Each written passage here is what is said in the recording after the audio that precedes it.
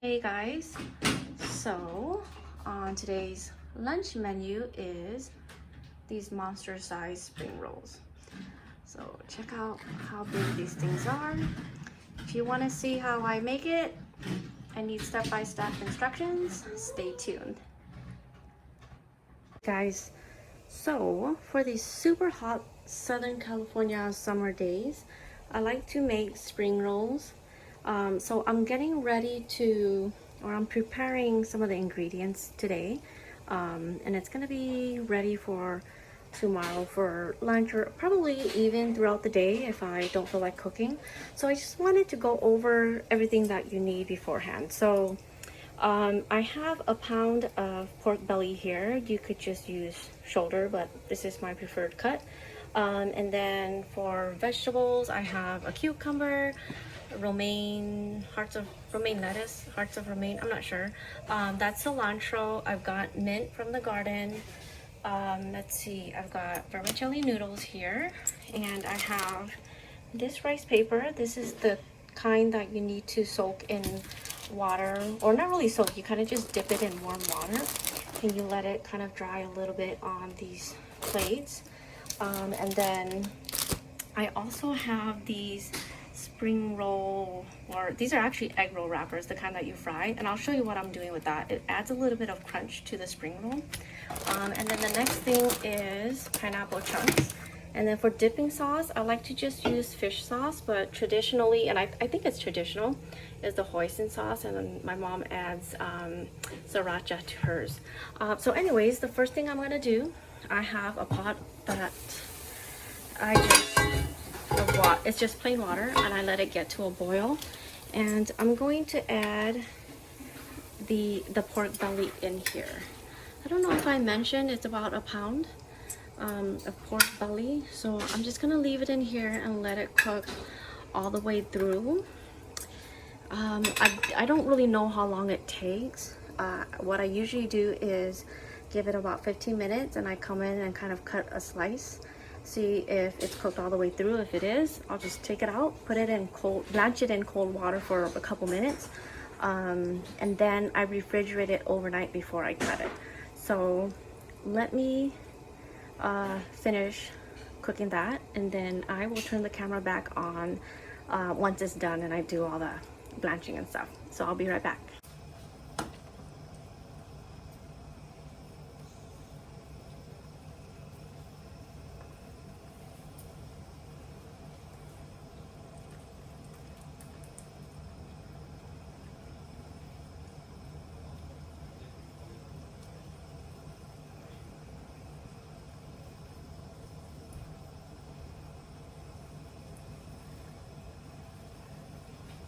Okay, so if you can see, it's been about 20 minutes and it's nice and done. Just gonna put it in this little ice bath. Oops. Oops. And you could actually save that water to make a soup if you wanted, if you have room in your freezer.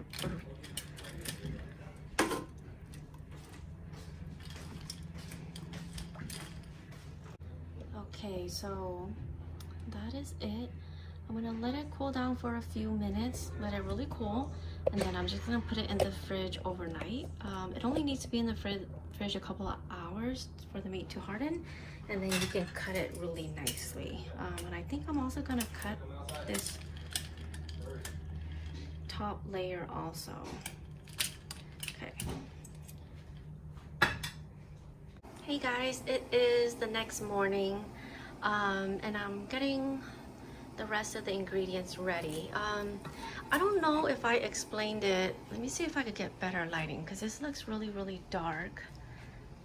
So if I'm in brighter light, you can see, there you go. So the reason why I did kind of the ice bath after this cooked is to kind of cool down the meat really quickly. That way it stays white instead of turning dark. Like in the camera, it looks really dark right now, but in real life it's actually really, it's almost, it's really light. So it just looks prettier that way. The ice bath, if you leave it too long, it'll soak up some of the water. So the meat will be a little less flavorful. So don't leave it too long. That's why I only did it a couple minutes. So I'm gonna start slicing off this thick layer that I don't really enjoy. And while I'm doing that, I have water boiling here for the vermicelli noodles. And I found this open bag already. So I wanted to use this up first. It doesn't really matter. To me, they all taste the same. But this is, I just wanted to finish that. I didn't want to leave it open too long. So anyways, while I am cutting, I am gonna be boiling the vermicelli. So I'm just gonna dump some of it in really quick.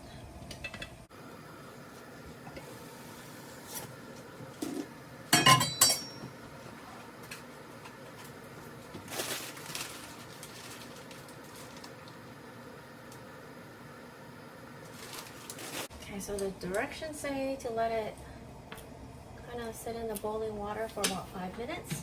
So after that, I'll let it sit another 2-3 minutes with the fire off, and then it'll be ready. So I'm just gonna thinly slice thick skin.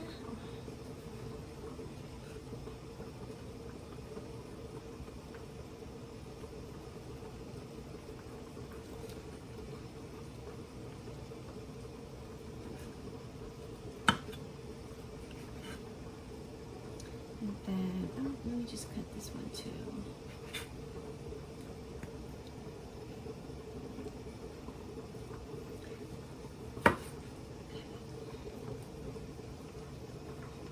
So after it gets cold again, the meat is a lot easier to cook. If you cut it when it's still hot or warm, the meat is super crumbly. So it's just a little bit harder.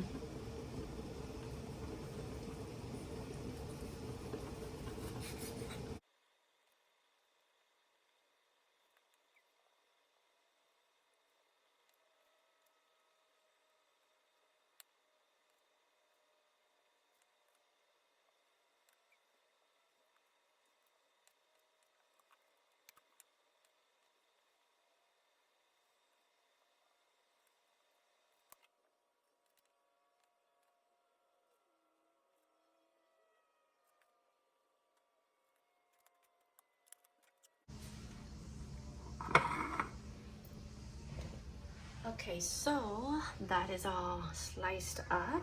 So I'm just gonna put it back in the fridge until I'm ready to start rolling.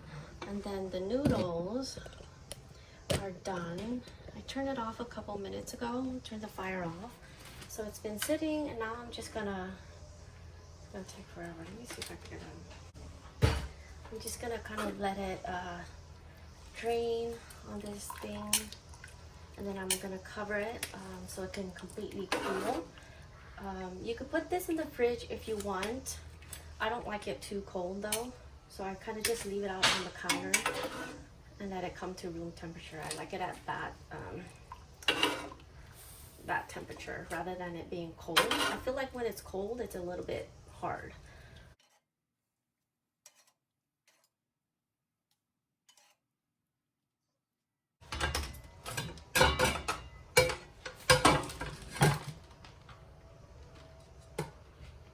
Okay, so that is all done, and I'm gonna clean up this mess a little bit, and then I'm gonna start rolling the egg roll paper to fry, and that should just be a couple minutes.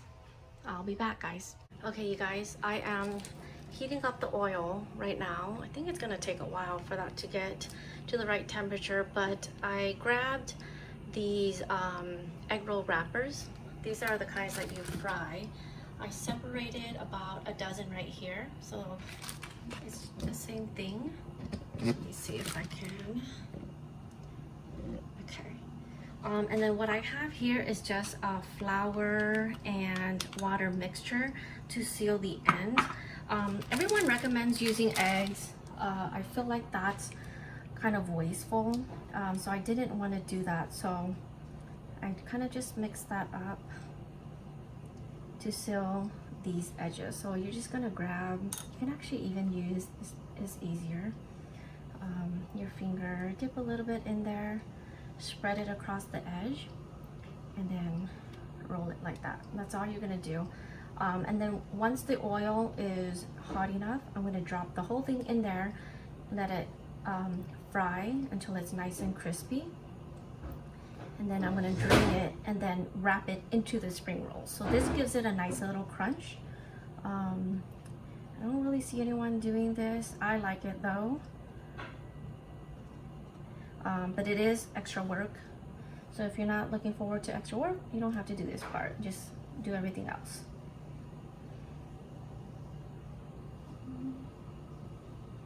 Okay, and I'm gonna leave the sealed side down so that it can dry and stay closed.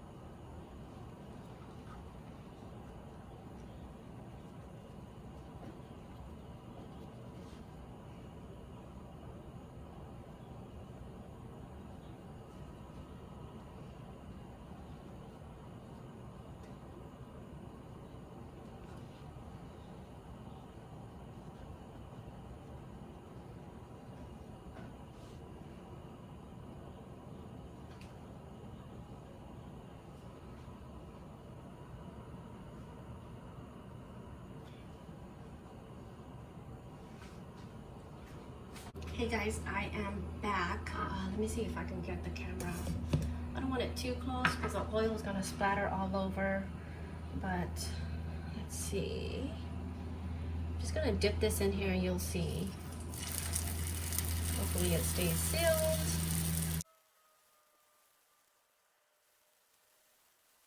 Okay, I don't want to crowd the pot, so I'm just doing it in 2 batches. I'm just gonna make sure they stay separated, and it's just gonna take a few minutes. Once the outside develops, oh, this is on medium-high heat. So once the outside starts developing a nice golden brown color, that's when it's done. But you make sure you flip it, because right now only the bottom side is getting fried.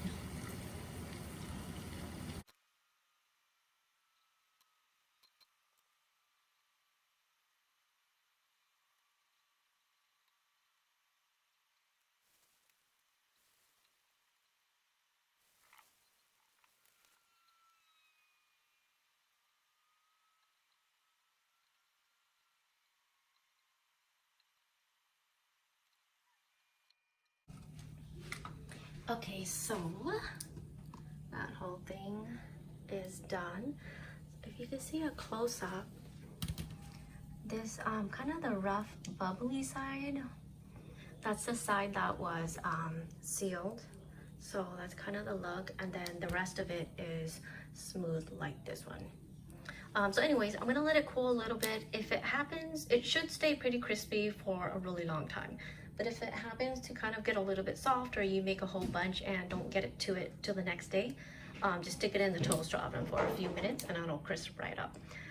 So let's see, I will probably turn the camera back on when I start rolling. I think I'm pretty much done with all the preparation. So I'll be right back, guys. Okay guys, I am gonna dip some of these spring roll paper into the water. So I actually had this, it's still really hot right now, but it was simmering a couple of minutes ago. So you do want it hot. It doesn't have to be super hot. So you're just gonna roll the paper around, make sure every part of it is wet, and then just lay it on here to let it dry.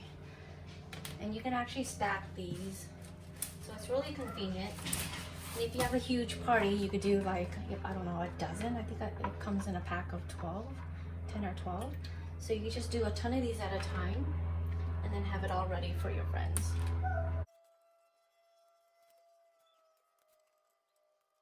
So I only did 5.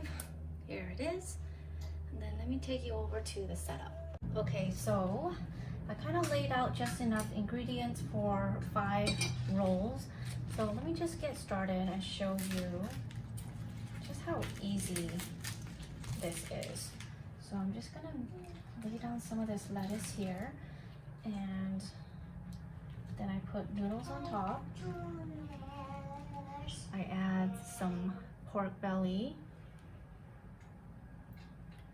and then you could put more pork belly if you like, or whatever protein you're using. And then I like to have some cilantro, and then I add a few of these mint leaves. You kind of fix it later, so just get all your ingredients on here. So this makes it nice and refreshing. And then a few of these pineapple chunks. You don't need a lot. Just gonna add 3. And then you start rolling first. Give it a nice roll, tuck everything in, and then you add one of these crispy little surprises. And then you wrap it in. Make sure it's secure. And that's it. So that's a really good size spring roll. Let me just do a couple more.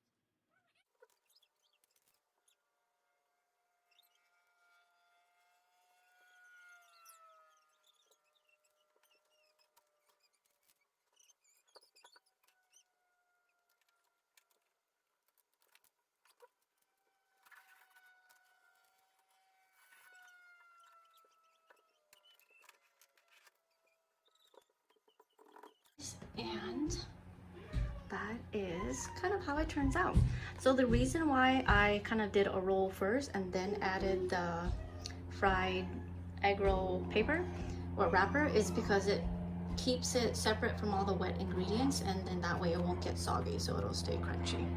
So anyways, that is kind of just step-by-step instructions on how to make the spring rolls. Thanks so much for watching, you guys.